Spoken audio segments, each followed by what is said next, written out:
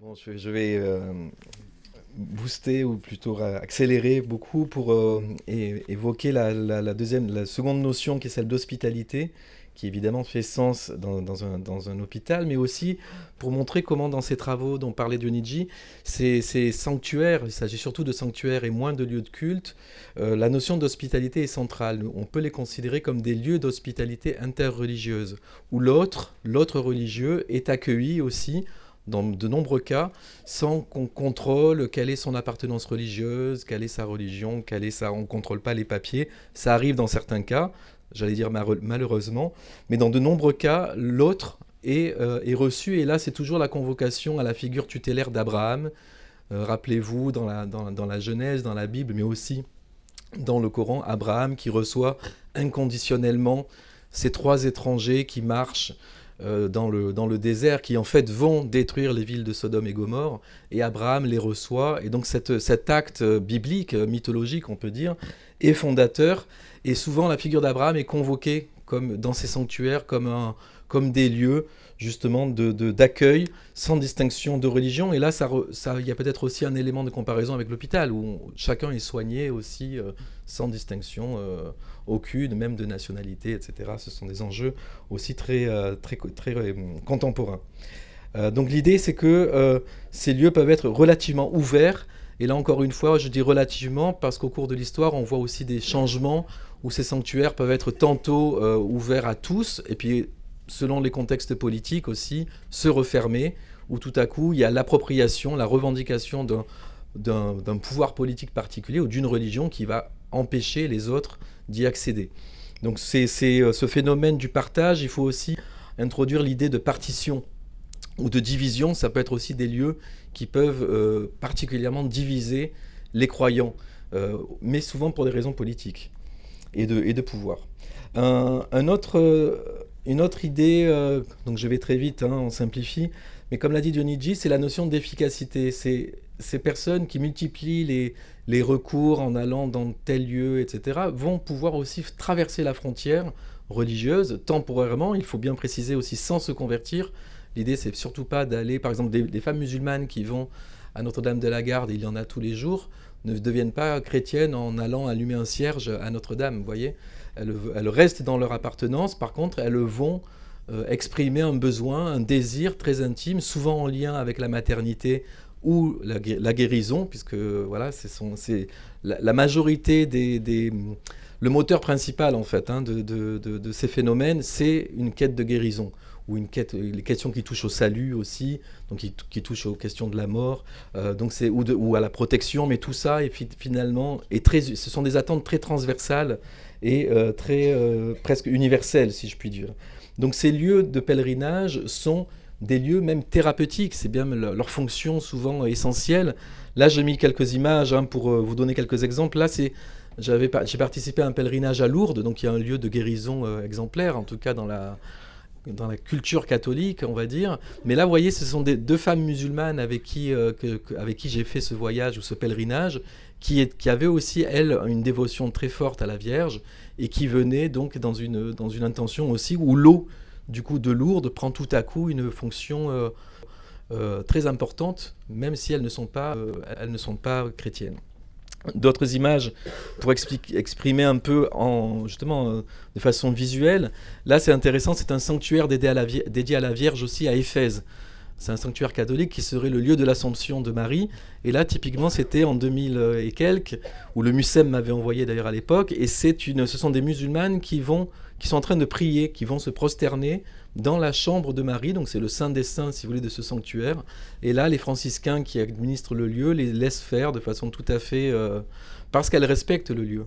Et parce que c'est d'un commun accord, d'un bon accord. Il n'y a pas du tout de transgression négative et irrespectueuse en tout cas. Il y a une volonté que l'autre est accueilli, justement. L'autre a le droit aussi de prier à sa façon du moment qu'il respecte le lieu.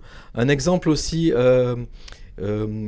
Autre, là c'était à Djerba, donc dans la synagogue de la Griba, qui est un sanctuaire aussi séfarade très important, une des plus vieilles synagogues de la Méditerranée. Et là c'est une photo justement qui exprime aussi toute la religion votive. Tous ces phénomènes s'inscrivent aussi dans cette religion votive où on fait des vœux, on adresse des demandes au divin ou au saint. Et là sur cette photo de droite, vous voyez une femme juive à gauche et une femme musulmane qui sont toutes les deux en train de prier contre le mur d'ex-voto qui contient en fait l'arche. Derrière ces ex-voto, il y a les rouleaux de la Torah. Et donc, si je ne vous dis pas que l'une est musulmane et l'autre juive, vous ne pouvez pas vous en rendre compte. Mais on voit vraiment la contiguïté spontanée là, de personnes qui sont dans ce type de dévotion. À droite, à gauche, c'est aussi toute la dimension votive. Là, ce sont des œufs. Vous voyez aussi tous ces gestes et tous ces rituels très même anciens ou qui peuvent être archétypiques ou archétypaux.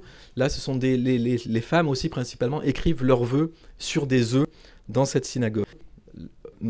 Tragiquement, vous savez, été attaqué en mois de mai par un attentat terroriste. C'est pas la première fois. Ce qui montre aussi que ces lieux sont aussi malheureusement toujours menacés. Là, c'est une dernière, c'était en Turquie, mais j'accélère pour avancer. Pour dire aussi que, comme disait Dionigi, il y a cette autre catégorie de lieux qui sont des lieux plus contemporains, récents, nés au XXe, au XXIe siècle. Là, c'est l'une des premières éditions. C'est la salle de prière de méditation à l'ONU, qui a été créée en 1957. Et on voit aussi là une touche artistique hein, avec un autel. L'idée étant souvent d'être des espaces épurés, où chaque croyant peut se retrouver en n'étant pas gêné par les objets ou les images des autres confessions. Donc là, c'est un exemple tout à fait historiquement connu. On en connaît d'autres aussi. Donc c'est à l'ONU, c'est aussi très symbolique. Il y a aussi tous ces lieux d'aéroport que vous pouvez croiser dans vos voyages respectifs. Il y a des lieux multiconfessionnels aussi dans les aéroports. Là, c'est le cas de Munich, ce sont des photos de Dionigi, moi je n'y suis pas allé, où là il y a plusieurs espaces, et vous avez aussi l'idée d'un arbre, qui est un endroit où les gens, bon c'est comme un symbole aussi qui est censé être fédérateur, avec aussi l'idée que les gens déposent des graffitis quand même. Il y a toujours l'idée, c'est aussi une œuvre d'art, c'est une installation, mais les gens ne peuvent pas s'empêcher quand même d'inscrire leur... Il y a des rituels qu'on constate dans les autres lieux de pèlerinage et qu'on voit aussi là. Et à travers la photo de droite, on voit que là, ce sont des musulmans qui ont indiqué la Qibla, vous savez, la direction de la Mecque, pour faciliter la prière. Donc, disons, c'est une transgression de l'espace, mais en même temps qui montre que le lieu est vécu. C'est un espace ce sont des espaces qui sont dédiés aux voyageurs, au personnel, un peu comme ici, mais souvent assez froids. En toute honnêteté, là, c'est plus un jugement de valeur. Ces lieux moins... pas très chaleureux et en tout cas pas si... on ressent pas l'intensité, si vous voulez, qu'il peut y avoir dans des moments de pèlerinage, dans le premier type dont on a parlé. Et ce qui était intéressant, on classe du coup le lieu de Pistoletto dans cette catégorie-là, mais avec la différence, là on a l'impression que, au vu des messages qui sont aussi déposés dans le cahier de prière, dont il sera question plus tard, sans doute, on sent une autre ambiance dans ce lieu ici à Marseille. Et certainement, là, la spécificité, c'est justement qu'on est dans un lieu, non pas de passage comme un aéroport, mais on est vraiment dans un lieu où se joue voilà, toutes les difficultés, les épreuves de la condition humaine, qui évidemment est universelle aussi. Et du coup, là, on a l'impression, du peu qu'on a observé, mais de ce dont on a parlé avec Dominique, des messages qu'on a pu lire, etc., qu'il y a vraiment une spécificité, ou en tout cas, c'est comme si aussi la dimension artistique venait vraiment enrichir l'usage de ce lieu.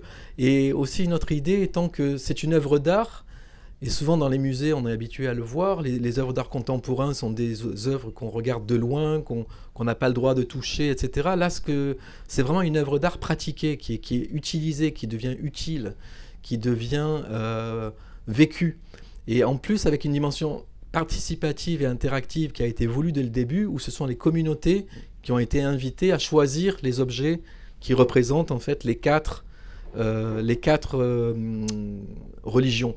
Donc il y a une dimension aussi où la dimension participative est sans doute aussi une part importante de la spécificité de ce lieu qui a déjà donc bientôt 25 ans et que nous serions ravi de pouvoir continuer à étudier collectivement, etc. Parce que, étant dans la région de Marseille, c'est aussi passionnant de voir voilà, ce cas emblématique tout près d'ici. C'est tout ce que je pouvais dire pour maintenant. Merci.